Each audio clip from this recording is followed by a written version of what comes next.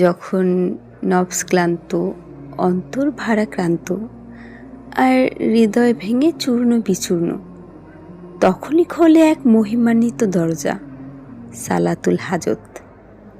এটি কোনো সাধারণ সালাত নয়, এটি আরজুই দিলের আকুতি, এটি বেদনাহত আত্মার আর্তনাদ, এটি বান্দার অসহায়ত্বের চূড়ান্ত স্বীকারোক্তি রব্বুল আলামিনের দরবারে। আল্লাহ সুবহানাহু ওয়া তাআলা ঘোষণা করেন, তোমরা আমাকে আহ্বান করো, আমি তোমাদের আহ্বানে সাড়া দেব। এটি কোনো কল্পনা নয়, কোনো অলীক প্রতিশ্রুতি নয়, এটি আল্লাহর কালাম, যা লাউহে মাহফুজে লিপিবদ্ধ, যার বাস্তবায়নে নেই কোনো ব্যত্যয়। হে মুস্তাদাফ বান্দা, তোমার দুঃখ যদি পর্বত সম হয়, তোমার বেদনা যদি সাগরের অতল গহ্বরে নিমজ্জিত হয়, তবু নিরাশ হও না, কারণ যার তুমি দরবারে দাঁড়াতে যাচ্ছ তিনি আল কাদির, আল মুজিব, আল ওয়াহাব। সালাতুল হাজত হলো 2 রাকাত সালাতের আড়ালে লুকানো এক গোপন ইস্তেগাসা, এক গভীর ইলতিজা, এক নির্জন মোনাজাত, যেখানে বান্দার তার রব ছাড়া কেউ নেই। যখন তুমি তাকবীর বলে দাঁড়াও, তখন দুনিয়া পেছনে পড়ে যায়। যখন তুমি সিজদায় লুটিয়ে পড়ো, তখন আরশের নৈকট্য লাভ করো। তুমি বলো, ইয়া রব্বি হাজাতি হাজাতি লা ইয়াকসিহা ইল্লা আনতা।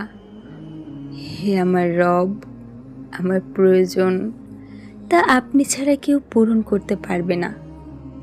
হয়তো তুমি দীর্ঘকাল ধরে অপেক্ষমান, হয়তো দোয়ার পর দোয়া, তবু নীরবতা। কিন্তু জেনে রাখো, এই নীরবতা কোনো প্রত্যাখ্যান নয়, এটি এক ইলাহি হিকমা, এক গভীর রহস্য, যেখানে স্বয়ং আল্লাহ তোমার জন্য উত্তম কিছু সঞ্চিত রাখছেন।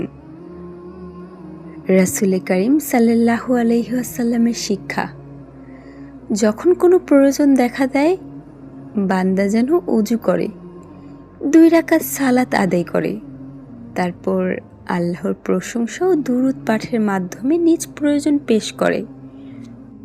এটি কোনো জাদু নয়, এটি কোনো শর্টকাট নয়, এটি হলো তাওয়াক্কুল, ইখলাস এবং ইয়াকিনের সর্বোচ্চ পরীক্ষা। হে বান্দা, আজ তুমি সিদ্ধান্ত নাও, তুমি কি মানুষের দরজায় কড়া নাড়বে, নাকি সেই রবের দরজায় সিজদা বনত হবে, যার এক গুণ বলাতেই অস্তিত্বে আসে সমগ্র কায়নাত।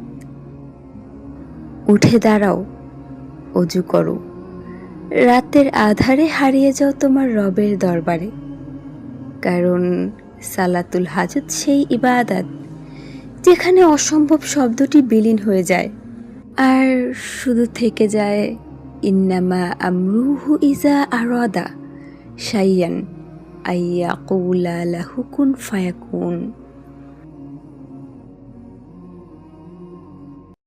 As I look to nature's beauty, dazzled am I.